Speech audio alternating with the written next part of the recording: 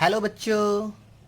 बच्चों, हम लोग अपने class 10th chapter number 10 science light reflection and diffraction. बच्चों, अब तक हम लोगों ने इस चैप्टर के अंदर स्पेरिकल मिरर के सारे टर्म्स कर चुके हैं और स्पेरिकल मिरर के बाद रिफ्रैक्शन के अंदर भी बच्चों हम लोगों ने अब तक लॉज ऑफ रिफ्लेक्शन तक कर लिया है। तो बच्चों, आज इस वीडियो में हम लोग लॉज ऑफ रिफ्लेक्शन के आगे का जो टॉपिक्स है, रे डायग्राम, इसके बारे में आज की क्लास में हम लोग रे डायग्राम के बारे में करेंगे। इससे रिलेटेड कुछ एप्लीकेशंस के बारे में भी बात करेंगे। तो बच्चों, वीडियो में आगे बढ़ने से पहले आप लोग चैनल को सब्सक्राइब करें और ज़्यादा से ज़्यादा शेयर करें और नोटिफिकेशन की बेल की घंटी को बजाना ना भूलें। Effect of refraction. Effect of refraction के अंदर apparent depth and real depth. तो बच्चों, कई बार क्वेश्चंस आता है, क्या आता है क्वेश्चन कि एक कॉइन है, coin under water appear to be raised। यानी कि एक किसी भी पानी के अंदर हम सिक्का रख दें तो हमें वो ऊपर की तरफ दिखाई देता है। तो ऐसा क्यों होता है बच्चों? तो ऐसा इसलिए होता है, मान लेते हैं ये मेरा वाटर है,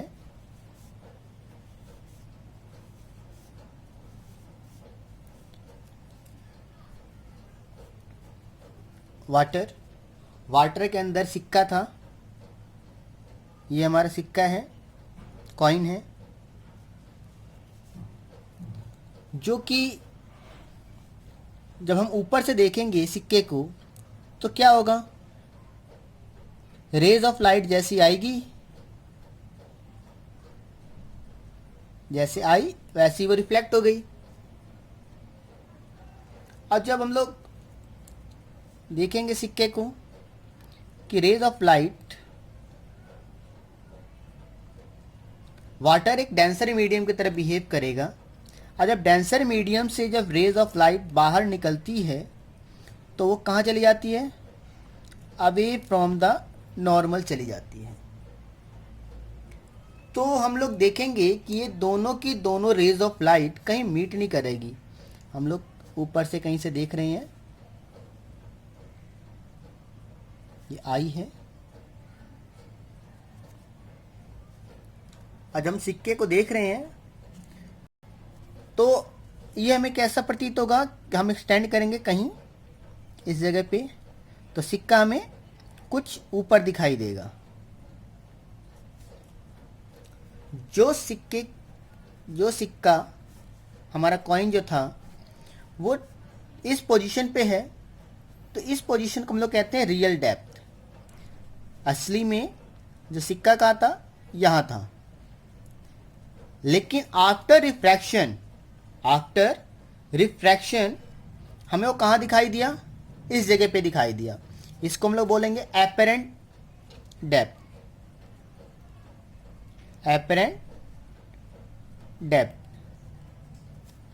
ये हमारा क्या कहलाएगा, एपरेंट डेप्थ। ये होता क्यों है? ये बेटा होता इसलिए है, इसके लिए एप्लीकेशंस कौन सी है, refraction of light. Refraction of light के कारण ये हमें ऐसा प्रतीत होता हुआ दिखाई देता है। तो रियल डेप्थ और एपरेंट डेप्थ निकालने के लिए हम लोग रिफ्रैक्टिव इंडेक्स के ही रिस्पेक्ट में निकालेंगे। यानी refractive index of water to air, refractive index of water through air. तो क्या हो जाएगा हमारा, रियल डेप्थ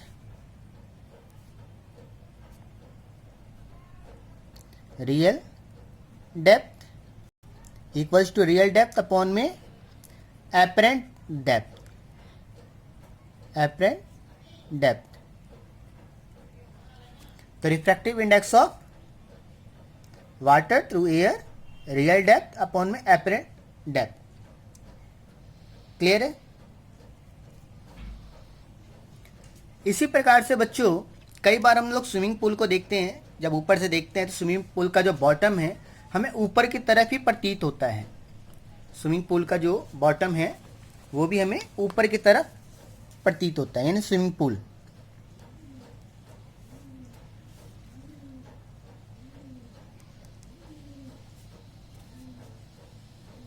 स्विमिंग पूल का जो है हमें ऊपर की तरफ प्रतीत होता हुआ दिखाई देता है। कैसे? मान लेते हैं कि ये हमारा वाटर है, ये स्विमिंग पूल का डेप्थ है, ये डेप्थ है स्विमिंग पूल का वाटर। जब हम ऊपर से देख रहे हैं तो रेस आएगी और रिफ्लेक्ट हो जाएगी, और जब वाटर सरफेस से जब बाहर निकलेगी तो रेस कहाँ हो जाएगी? अवे फ्रॉम द नॉर्मल हो जाएगी। तो हमें ऐसा प्रतीत होगा कि ये इस जगह पे मिलेगी और जो सरफेस है स्विमिंग पूल का ऊपर। इसीलिए स्विमिंग पूल में जब हम लोग जाते हैं, जब हम लोग स्विमिंग पूल के अंदर जाते हैं तो कैसा प्रतीत होता है हमें स्विमिंग पूल का? स्विमिंग पूल में कैसा प्रतीत होता है कि उसका सरफेस जो है बहुत ऊपर है, और जैसे ही हम उसके अंदर पैर रखते हैं पानी हमारे चेस्ट जितना हो जाता है। ऊपर से देखने से लगेगा जैसे घुटने जितना ही पानी है, लेकिन जब स्विमिंग पूल में उतरेंगे तो पानी हमारे चेस्ट जितना या नेक जितना हमारा पहुंच जाता है। तो ये सारा का सारा बच्चों किस कारण से होता है? ये जो है स्विमिंग पूल की रियल डेप्थ थी, ये जो है आपकी स्विमिंग पूल की क्या है? Real depth. और ये क्या है? आपका स्विमिंग पूल का एपरेंट डेप्थ है, एपरेंट डेप्थ। ये भी बच्चों किस प्रकार से होता है? रिफ्रैक्शन का ये क्या है? इफेक्ट है, जिससे हमें स्विमिंग पूल का जो सरफेस है वो भी हमें ऊपर की तरफ दिखाई देता है। नेक्स्ट टॉपिक है हमारा स्फेरिकल लेंस। स्फेरिकल लेंस बच्चों हमारे दो प्रकार के हैं, कॉन्वेक्स लेंस और कनकेव लेंस। जो हमारा कॉन्वेक्स लेंस है ये क्या करता है? रेज ऑफ लाइट को कन्वर्ट्स कर लेता है। सारी की सारी रेज ऑफ लाइट को क्या करेगा? एक जगह पे इकट्ठा कर लेगा। और जो हमारा एक कॉनकेव लेंस है ये क्या करता है? डाइवर्ज, यानी सारे के सारे रेज ऑफ लाइट को क्या कर देगा? वो डाइवर्ज कर देगा। ठीक है? और लेंसेज हैं किस प्रकार की? अगर आप ध्यान दो तो लेंसेज जो है हमारा, बात कर लेते हैं कॉन्वेक्स लेंस की। ये हमारा कॉन्वेक्स लेंस है, इसके अंदर हम ध्यान से देखें तो लेंस का जो सेंटर है इसको हम लोग बोलते हैं बच्चों ऑप्टिकल सेंटर, ऑप्टिकल सेंटर। क्योंकि ये जो लेंस होता है हमारा बाय कॉन्वेक्स लेंस है, क्योंकि इसके अंदर दो स्पेयर हमारे बनते हैं।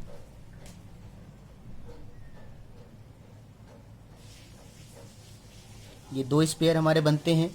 इस दो स्पेयर के अंदर ये हमारा C1 यानी सेंटर ऑफ कर्वेचर स्पेयर का, आइए C2 centre of curvature of second. और जब इन दोनों ही रेज को, सेंटर ऑफ कर्वेचर फर्स्ट और सेंटर ऑफ कर्वेचर सेकंड, जब ऑप्टिकल सेंटर से कोई रेज जाती है, लाइन परपेंडिकुलर ना जाके हॉरिजॉन्टली उनको बाइसेक्ट करती हुई जाएगी, तो इस लाइन को हम लोग क्या कहते हैं? Principal axis.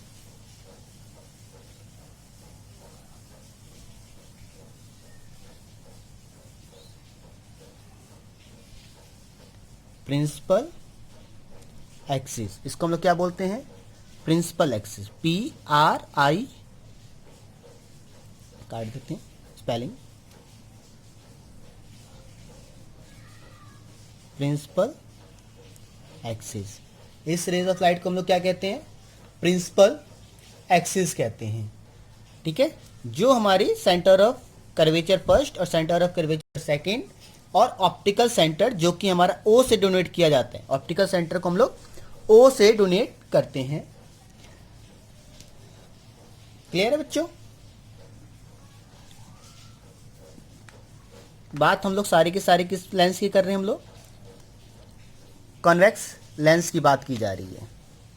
अब कॉन्वेक्स लेंस के अंदर जब सारी की सारी रेज ऑफ लाइट हमें ऐसा प्रतीत हो, प्रिंसिपल एक्सिस ड्रॉ कर लेते हैं। जब कोई भी रेज ऑफ लाइट पैरेलल जाए, रेज ऑफ लाइट पैरेलल जाए, रेज ऑफ लाइट पैरेलल जाए, तो हमें ऐसा प्रतीत होता है कि सारे के सारे रेज ऑफ लाइट एक पॉइंट से निकल गए, यानी कि कन्वर्स हो गए। और जिस पॉइंट पे ये कन्वर्ज हुए हैं, इस पॉइंट को हम लोग कहते हैं फोकस। क्या कहते हैं? फोकस। क्लियर है सभी को कि फोकस किसे कहते हैं? जब रेज ऑफ लाइट सारी की सारी जो भी पैरेलल टू किसके जाएगी? प्रिंसिपल एक्सिस के, और जब एक पॉइंट से जब वो निकलेगी, उस पॉइंट को हम लोग कहते हैं फोकस। प्रिंसिपल एक्सिस के राइट साइड फोकस को हम लोग बोल सकते हैं F2। और ऐसा ही हमारा क्या हो सकता है? यही फिनोमिना हमारे दूसरे साइड भी हो सकती है। तो दूसरे साइड जब फोकस क्रिएट होगा तो उसको हम लोग बोल सकते हैं F1। दूसरे साइड को हम लोग क्या बोल सकते हैं? F1। यानी राइट साइड को F2 और लेफ्ट साइड को F1 बोल सकते हैं। फोकस 1 और फोकस 2 हम लोग कह सकते हैं।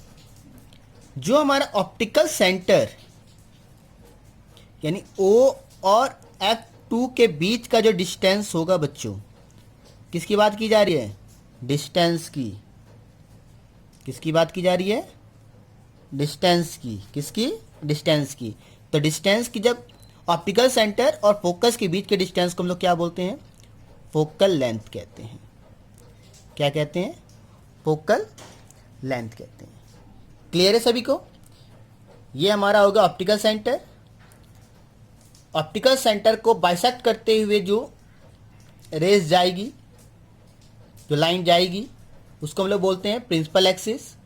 जब parallel to principal axis rays of light जब एक पॉइंट पे मीट करते हुए नजर आएगी, उसे हम लोग बोलते हैं फोकस। और डिस्टेंस ऑप्टिकल सेंटर और फोकस के डिस्टेंस को हम लोग क्या बोलते हैं? Focal length. क्लियर है बच्चों? नेक्स्ट टॉपिक है image formation by convex lens. तो इमेज फॉर्मेशन जब हम लोग करेंगे बच्चों, उससे पहले हमें रूल्स कुछ पता होना चाहिए। तो रूल्स क्या है? रूल हमारा फर्स्ट है कॉन्वेक्स लेंस का। ये हमारी क्या हो गई है? ये हमारी है प्रिंसिपल एक्सिस।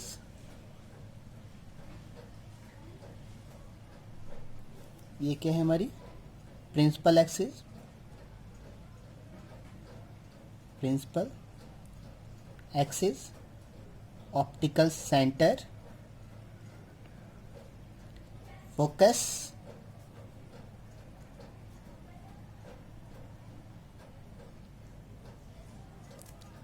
जितना डिस्टेंस बच्चों ऑप्टिकल सेंटर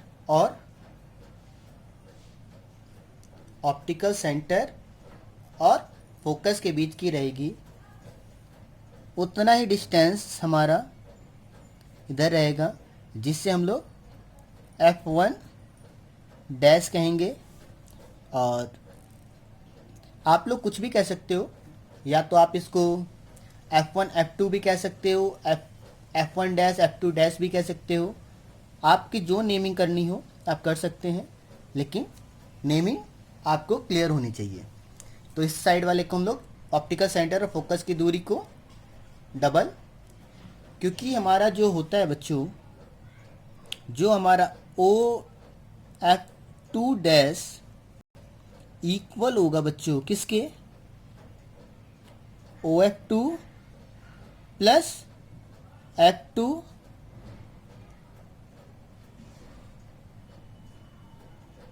और एफ टू डैश के।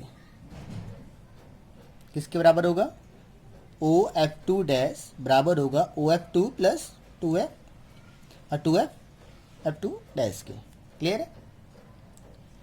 तो रूल क्या कहता है, हम लोग रूल समझते हैं। फर्स्ट रूल क्या है, तो फर्स्ट रूल बच्चों कहता है कि जब कोई भी रेज ऑफ लाइट पैरेलल जाती है किससे, प्रिंसिपल एक्सिस की, तो क्या हो जाएगी वो,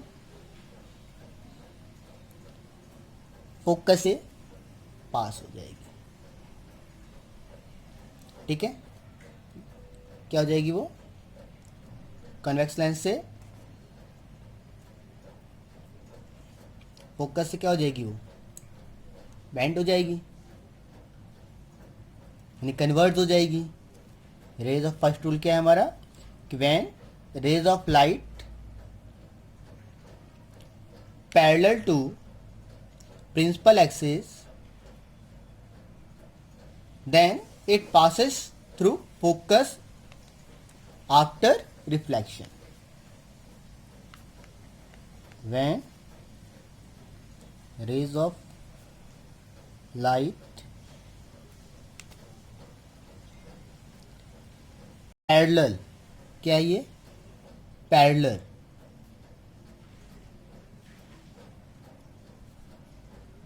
parallel to principal axis then it passes through the focus। किससे पास हो जाएगा वो, फोकस से हो जाएगा। कब, आफ्टर रिफ्रैक्शन, आफ्टर रिफ्रैक्शन। तो हमारा फर्स्ट रूल ये था। क्लियर है फर्स्ट रूल सभी बच्चों को। सेकेंड रूल क्या है बच्चों, कि जब कोई भी रेज ऑफ लाइट फोकस से जाएगी, कोई भी रेज ऑफ लाइट फोकस से जाएगी, तो आफ्टर रिफ्रैक्शन क्या हो जाएगी वो, parallel to the principal axis हो जाएगी, यानी just opposite of rule first. When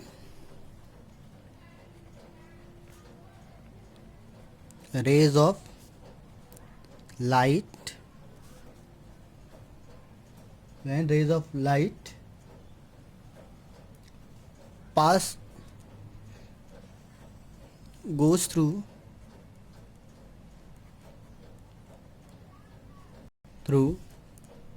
focus, then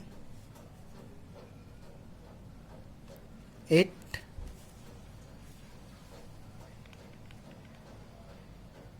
passes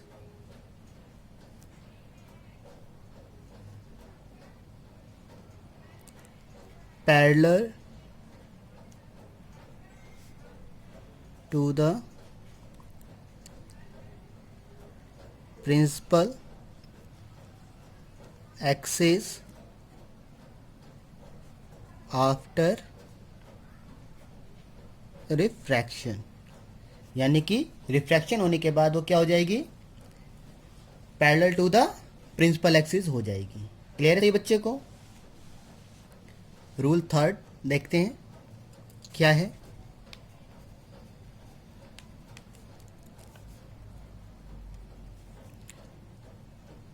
rule third, optical centre, principal axis F1 F2 third rule क्या कहता है बच्चों? कहता है कि जब कोई भी rays of light optical centre से जब चली जाएगी कन्वेक्स लेंस से, तो इट नेवर बी डाइवेटेड, यानी अनडाइवेटेड चली जाएगी। ठीक है, क्या हो जाएगा वो? व्हेन अ लाइट रे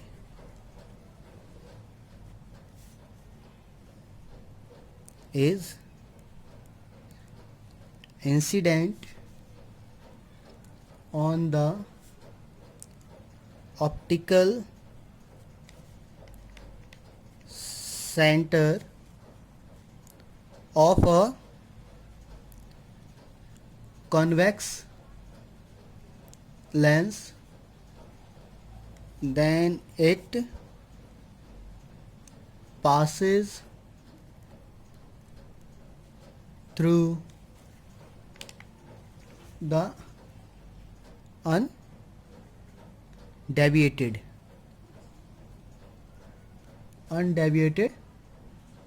ठीक है, यानी बिना वो डाइवर्ट किए ही वो ऑप्टिकल सेंटर से ही चलती चली जाएगी, कहीं पे भी वो डाइवर्ट नहीं होगी, कहीं से वो बैंड नहीं होगी। ये हमारे 3 रूल्स हैं इमेज फॉर्मेशन के। इन तीनों रूल्स को फॉलो करके हमें क्या करना है? अपना रे डायग्राम को सॉल्व करेंगे। इमेज फॉर्मेशन, तो इमेज फॉर्मेशन के अंदर बच्चों हमारा क्या है? फर्स्ट जो है कि ऑब्जेक्ट को हम लोगों ने कहाँ रखा है? इन्फिनिटी। ऑब्जेक्ट एट, ऑब्जेक्ट कहाँ है हमारा? इन्फिनिटी पे है।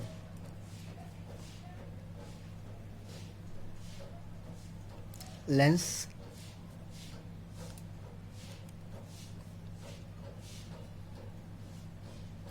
प्रिंसिपल एक्सिस,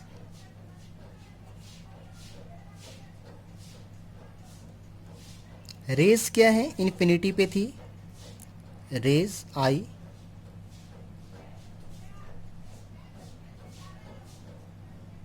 रेज आई parallel to the principal axis. तो पैरेलल जब रेज आएंगी तो कहाँ से डाइवर्ट हो जाएंगी? फोकस से वो डाइवर्ट हो जाएंगी। कहाँ से? फोकस से वो हमारी डाइवर्ट हो जाएंगी। तो इमेज कहाँ बना बच्चों? यानी इमेज जो बना वो हमारा कहाँ बना? तो इमेज हमारा बना एट फोकस।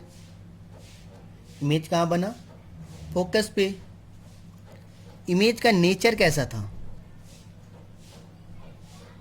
नेचर कैसा था? यानी ऑब्जेक्ट मान लेते हैं हमारा, ये ऑब्जेक्ट है इन्फिनिटी पे, तो ऑब्जेक्ट कैसा बनेगा? नेचर जो हमारा इमेज का रहा कैसा रहा? Nature of image real and inverted.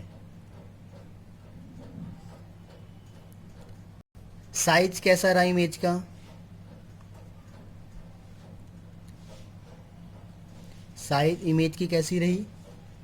Highly diminished, highly diminished, यानी कि एक पॉइंट के मुताबिक हमारा इमेज दिखाई दे रहा है कि एक पॉइंट ही है। क्लियर है बच्चों? ये रे डायग्राम है।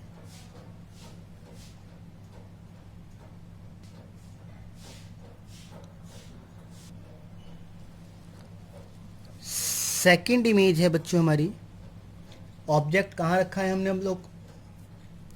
अब हम लोगों ने बियॉन्ड 2f ऑब्जेक्ट रख कर रखा है, बियॉन्ड 2f1। ठीक है, ऑब्जेक्ट को हम लोगों ने पोजीशनिंग कहाँ की है? बियॉन्ड 2f पे की है।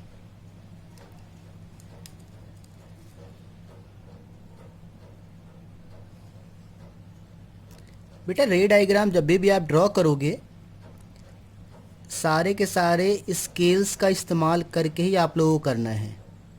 बिना स्केल के आप लोगों को रे डायग्राम ड्रॉ नहीं करना है।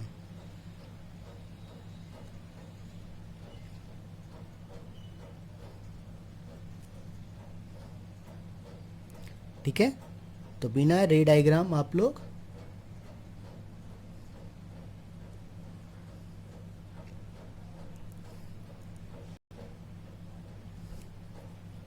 स्केल के आप लोग ड्रॉ। तो रूल्स क्या है हमारा,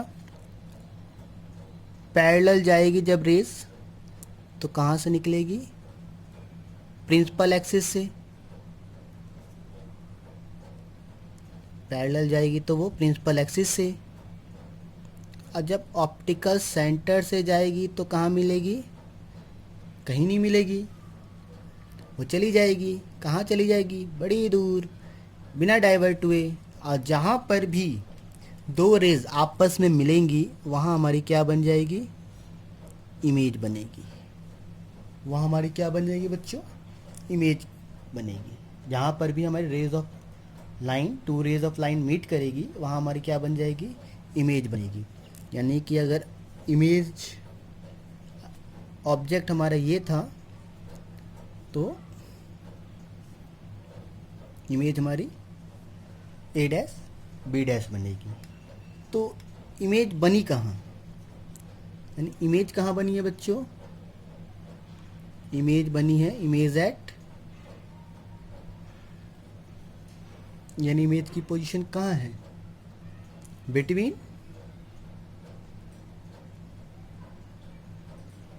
F2 एंड 2F2, इन दोनों के बीच में है। नेचर इमेज का कैसा है, नेचर ऑफ इमेज कैसा है, नेचर ऑफ इमेज कैसा है, तो रियल और इन्वर्टेड है।